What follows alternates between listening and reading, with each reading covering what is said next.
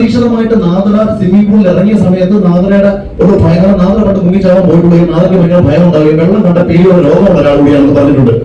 അങ്ങനെ നാദറയെ ഏറ്റവും പിന്നിലേക്ക് കൊണ്ടുപോവുകയും ഇവർ ആഗ്രഹിക്കുന്ന ഒരു മത്സരാർത്ഥിയെ അതുവഴി മുന്നിലേക്ക് കൊണ്ടുവരികയും ചെയ്യണം. അതുപോലെ തൊട്ടടുത്ത് വന്ന പസിൽ ടാസ്ക് പിന്തുണ. പൊതുവെ ഇത്തരം വിഷയങ്ങളിൽ നമുക്കറിയാം, ഈ അവനവരുടെ കാര്യം നോക്കി ജീവിക്കുന്നവരാണ് നമുക്ക് ചുറ്റും എല്ലാവരും ഉള്ളത്.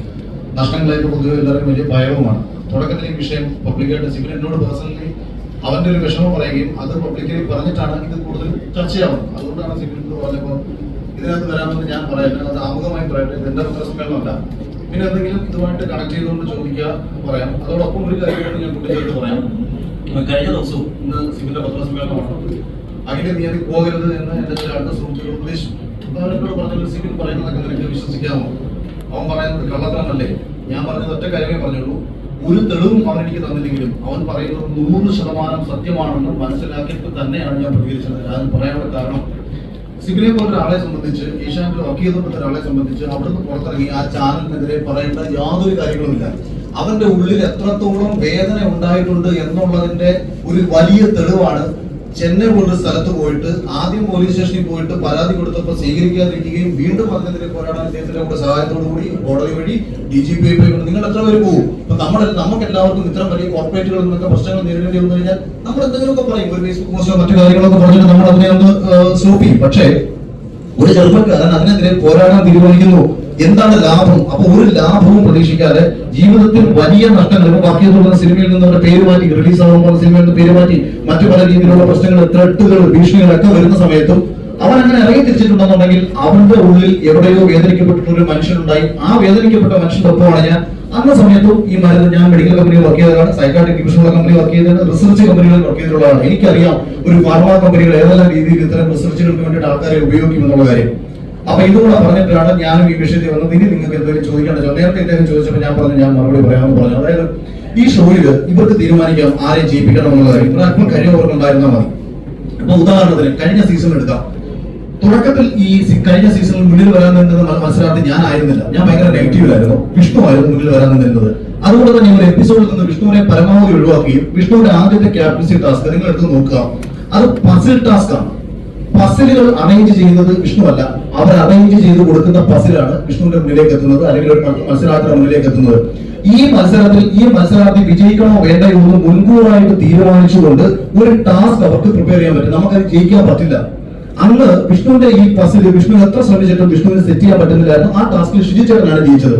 ആ ടാസ്കിൽ തന്നെ ഷിജിച്ചേട്ടന്റെ ഒപ്പം മത്സരിച്ച ഞാൻ ആരാണ് മറന്നുപോയി, ഒരാളുകൂടി ഉണ്ടായിരുന്നു. അയാളുടെ പസിലും അപ്പുറത്തെ ആരോ റെഡിയാക്കിയിട്ട് വിഷ്ണുവിന്റെ കുറെ സമയം ട്രൈ ചെയ്തപ്പോഴത്തേക്ക് ബിഗ് ബോസ് അനൗൺസ് ചെയ്തു, നിങ്ങൾ ലിവിംഗ് റൂമിലേക്ക് പോവുക.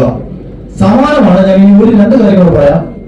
കഴിഞ്ഞ സീസണിൽ അവർ ആഗ്രഹിച്ചിരുന്ന ഒരു മത്സരാർത്ഥി ഫിനാലിൽ എത്തണമെന്നും ആ മത്സരാർത്ഥി വിജയിക്കണമെന്നും അവർക്കൊരു വ്യക്തമായ പ്ലാൻ ഉണ്ടായിരുന്നു. ആ പ്ലാന്റെ അടിസ്ഥാനത്തിൽ പക്ഷേ 63ാമത് ദിവസത്തെ എവിക്ഷനിൽ ആ പർട്ടിക്കുലർ മത്സരാർത്ഥി സെക്കൻഡ് ലാസ്റ്റ് നിൽക്കുകയാണ്. വോട്ടിംഗിൽ സെക്കൻഡ് ലാസ്റ്റ് ആണ്. ഒരു പക്ഷേ വന്നാൽ എവിക്ട് ആയി പോയേക്കാം. അപ്പൊ ആ മത്സരാർത്ഥി ഇവർക്ക് സർവൈവ് ചെയ്യണമെങ്കിൽ ആ മത്സരാർത്ഥിക്ക് ജയിക്കാൻ കഴിയുന്ന ടാസ്കുകൾ കൊടുക്കുകയും മുന്നിൽ നിൽക്കുന്ന ആൾക്കാരെ പിന്നിലേക്ക് കൊണ്ടുവരികയും വേണം.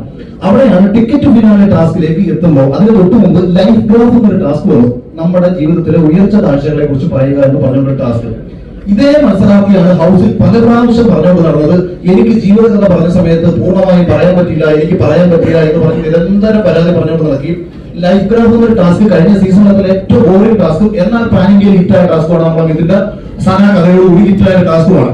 ഈ ടാസ്ക് ഒരിക്കലും ആരും, കാരണം നിങ്ങൾ ആലോചിച്ചു, നോർമലി പോയിരുന്നെങ്കിൽ ഇത് ഭയങ്കര ഓരോ ടാസ്കാ. ഒരു ആഴ്ച മൊത്തം വന്നിരുന്ന മത്സരാർത്ഥികൾ കഥ പറയുക. ഇപ്പൊ ഞാനൊക്കെ വന്ന് പറഞ്ഞ കഥ ഈ പ്രോപ്പർ എപ്പിസോഡിലല്ല ടെലികാസ്റ്റ് ചെയ്തത്, പ്ലസിലാണ് ടെലികാസ്റ്റ് ചെയ്തത്. പക്ഷെ ഒരു മത്സരാർത്ഥിക്ക് പുറത്ത് സപ്പോർട്ട് കിട്ടാൻ അവർ ആ ഹൗസിനുള്ളിൽ ഉന്നയിച്ചുകൊണ്ടിരുന്ന ആക്ഷേപം, അതായത് അവരുടെ പരാതികൾക്ക് വേണ്ടിയിട്ട് ഒരു ടാസ്ക് പ്ലാൻ ചെയ്യുന്നു. അത് കഴിഞ്ഞ് ടിക്കറ്റ് ഫിനാലെ വരുന്നു.